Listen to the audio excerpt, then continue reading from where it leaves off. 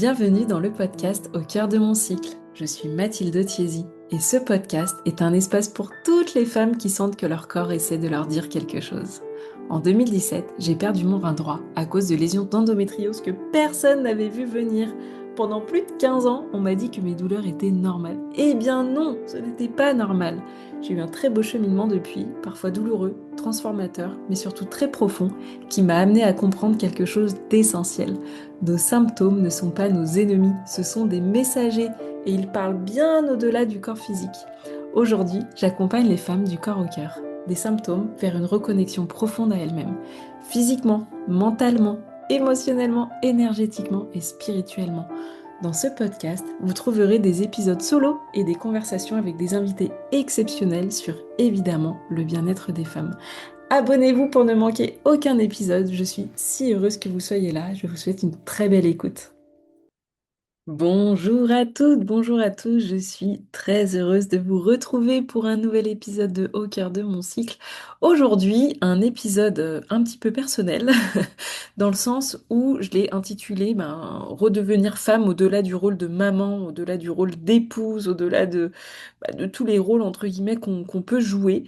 Donc voilà, ça va pas être un sujet entre guillemets de, je sais pas, santé hormonale, conseils pratico-pratiques, juste une expérience que j'ai vécue, en fait une semaine que j'ai vécue en mode solo pour la première fois. Donc en fait je suis rentrée il y a quelques jours d'un voyage en France, donc c'est encore vraiment à chaud. Et donc je suis partie une semaine entière sans mes enfants, sans mon mari, sans le quotidien à gérer. Et c'est vrai que c'est la première fois, en fait, depuis que je suis devenue maman, que je vivais ça aussi longtemps, parce que je fais, voilà, pas, j'essaye en tout cas de façon régulière de faire des déconnexions parentales, donc une nuit hors de mon logement. Et mais là, d'être une semaine entière, en fait, à n'être ni maman, ni épouse, ni celle qui gère le quotidien, juste moi, entre guillemets, c'est un peu ce que j'ai envie de vous partager aujourd'hui.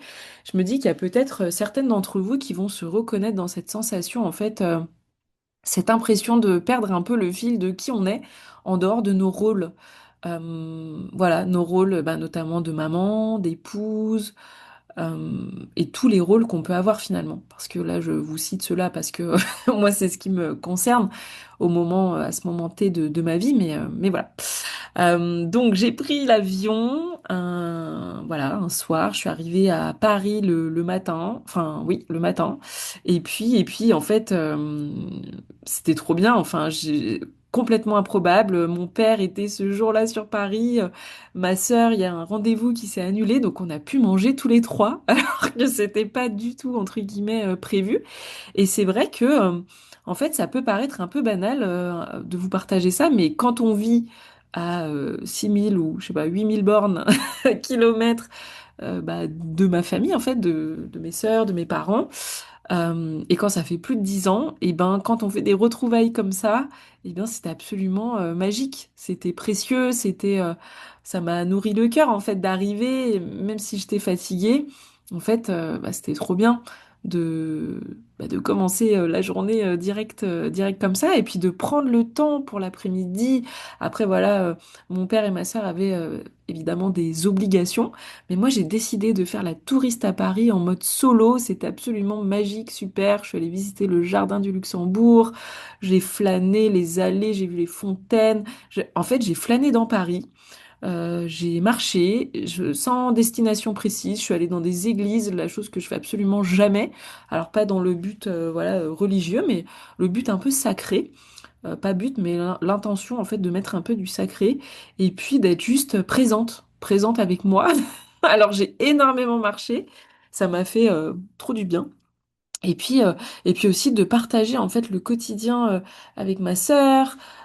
C'était génial en fait, ça m'a vraiment rempli le cœur de voilà de voir son quartier, euh, de voir ouais voilà leur vie en fait tout simplement. Et encore une fois, voilà, ça peut être des choses assez simples, mais j'ai vraiment pris conscience du côté précieux de ces moments quand on vit loin, en fait. Donc c'était absolument génial. Et puis le lendemain, donc j'ai travaillé le matin, j'avais quand même des choses à finir avec des clientes absolument exceptionnelles qui avaient des packs HTMA avec le test HTMA que je voulais pas, entre guillemets, faire traîner. Donc j'ai travaillé c'était le vendredi matin. Et puis après, voilà, avec ma sœur, on s'est retrouvés pour manger un sandwich sur des escaliers en plein soleil. C'était encore une fois absolument merveilleux. Et puis l'après-midi, j'ai rencontré Alizé, oh là là, Alizé qui, voilà, que je connais depuis 5 ans en fait. On est en contact presque au quotidien. Et c'était absolument génial de la voir en vrai. Et ça m'a beaucoup touchée en fait qu'elle se rende disponible parce qu'elle a aussi sa vie, ses impératifs, son rôle aussi de maman, d'entrepreneur, etc. Et en fait, je l'ai prévenue au dernier moment parce que je savais pas du tout comment aller s'articuler ma journée, entre guillemets. Et voilà, le fait qu'elle se rende dispo, ça m'a beaucoup touchée. Voilà, on allait prendre un café, on était sur les quais, elle m'a fait découvrir une librairie mais absolument magnifique. Et puis voilà, on a flâné, on a papoté. L'après-midi est passé mais tellement vite. Et c'est vrai que c'est absolument magnifique, ces amitiés comme ça qui naissent à distance. Et en fait, c'est comme si on se connaissait depuis toujours. Enfin, en tout cas, moi, c'est la sensation que j'ai eue. Et voilà, et c'est d'ailleurs Alizé qui a fait toute mon identité visuelle euh, de Mathilde Thiésy et aussi toute la charte graphique de Renaissance, le programme sur la périménopause, ménopause. C'est une graphiste absolument exceptionnelle. Voilà, donc ça m'a aussi rempli le cœur. Et puis le vendredi soir, eh ben, j'ai rejoint voilà, des femmes à la gare du Nord pour en fait une retraite qui a été organisée par Julia Simon, donc qui est ma mentor depuis plus de 2 ans. Et voilà quoi, c'était au nord de Paris, dans un cocon magnifique. Et c'est vrai que c'est difficile de trouver les mots pour décrire un petit peu cette retraite en fait. Ces espaces entre femmes, c'est magique, c'est puissant. Et ouais, c'est difficile pour moi de mettre des mots dessus. C'était un week-end en mode sans aucune entre guillemets contrainte, une liberté d'être en fait. Et encore une fois, pendant quelques jours, donc c'était du vendredi au dimanche fin de journée, donc d'être ni mère, ni épouse, ni celle qui gère, juste soi, pleinement soi. Et en fait, c'est génial, on a beaucoup ri, voilà, aussi des pleurs, mais voilà, il n'y a pas besoin de justifier, de s'excuser. On partage vraiment sans filtre. Et pour moi, c'est vraiment une sororité très précieuse, authentique, et en fait, on peut être vraiment ouais, entière, vulnérable, complètement imparfaite. Et en fait, c'est très nourrissant des espaces comme ça. Donc, si vous êtes une femme voilà, qui a appelé pour faire une retraite entre femmes, mais 100% quoi, 100%, allez-y, c'est tellement beau de cheminer en fait auprès de d'autres femmes. Et, euh, et voilà, et puis je repars avec, donc on a fait un tirage de cartes à un moment pendant le week-end. Il y avait beaucoup de sacrés dans ce week-end, mais aussi beaucoup d'ancrage en fait. On allait se balader en forêt, c'était magnifique. Voilà, sur les 2 jours, on a fait de la céramique, c'était absolument génial. On a fait des moments sacrés, voilà, des moments d'introspection, et voilà, beaucoup de discussions. C'était vraiment, vraiment chouette. Donc merci à Julia de créer des espaces comme ça, quoi. C'est vraiment très très précieux. Et puis après, donc voilà, le dimanche, j'ai retrouvé ma sœur, le quotidien. Et puis le lundi, j'ai pris le train pour Lyon pour retrouver mes parents et retrouver mes sœurs, mes neveux, mes nièces. En fait, c'était magique parce que sans le savoir, cette semaine-là, en fait, quand Julia m'a annoncé la date du week-end retraite, donc évidemment, j'ai une immense gratitude pour mon mari qui s'est en fait, on s'est vraiment, on fonctionne vraiment comme une équipe et on s'est organisé pour que je sois présente parce que pour moi, c'était important d'être présente. Et ah là, j'ai perdu le fil. Et oui, et donc quand Julia m'a annoncé la date, en fait, j'ai remarqué que 2 jours après, c'était l'anniversaire de ma grand-mère, des 92 ans de ma grand-mère. Et donc je me suis dit, bon, bah, en fait, je peux pas repartir le lundi tout de suite après la retraite. J'ai trop envie de passer ce moment-là avec ma grand-mère. 92 ans, ça fait au moins 10 ans, même plus que j'ai pas fêté son anniversaire avec elle. Donc pour moi, bah, c'était évident. Et donc quand j'ai prévu ça, donc bah voilà, j'ai pris mon billet de train, etc. Donc c'était le mercredi, c'est 92 ans. Et en fait, mes sœurs, peu de jours avant que je débarque, elles ont réalisé, puis moi aussi, j'avais pas du tout réalisé, j'avais pas du tout ça en tête, que c'était les vacances scolaires. Et encore plus improbable parce qu'elles sont dans deux zones différentes au niveau de la France, mais ça tombait une semaine en commun. Donc là, absolument parfait. J'ai pu voir mes sœurs, c'était trop bien. Donc j'ai voilà une grande sœur, une petite sœur et voilà qui ont aussi des enfants et c'était absolument magique. Encore une fois, des moments du quotidien mais qui sont tellement précieux. Et puis voilà. Et puis j'ai fait une session de shopping. J'ai voilà. Je suis allée avec ma maman pour emmener ma grand-mère donc chez le coiffeur avant son anniversaire. C'est voilà, encore une fois, c'est si simple, si ordinaire en apparence. Et en fait, pour moi, c'était tellement précieux. Voilà, et puis évidemment, le jour après, le jour d'après, c'est 92 ans. J'ai vu voilà, mes tantes, mes oncles. C'était trop bien, en fait. C'était trop bien. Et ouais, c'est un moment que je vais vraiment garder dans mon cœur parce que j'ai passé un super moment de voir ma grand-mère et de célébrer ça avec elle. C'était absolument, absolument magique. Et voilà, et donc cette semaine-là, en fait, évidemment, mes enfants, mon mari, tout le monde m'a manqué, mais j'étais tellement occupée qu'en fait, j'étais tellement présente dans l'instant présent, voilà, je peux pas dire autrement, que, que bah voilà, je rentre, je suis rentrée le cœur vraiment léger. J'ai aussi donc encore une fois énormément de gratitude pour mon mari, pour sa famille qui est venue le soutenir en fait pendant mon absence. Et, euh, et en fait, je suis revenue avec ce mot, donc confiance. Confiance, parce que donc c'est la carte que j'ai tirée pendant le week-end avec Julia. Donc voilà, je travaille là-dessus sur la confiance en moi, la confiance dans ce que je crée, la confiance dans mon cheminement.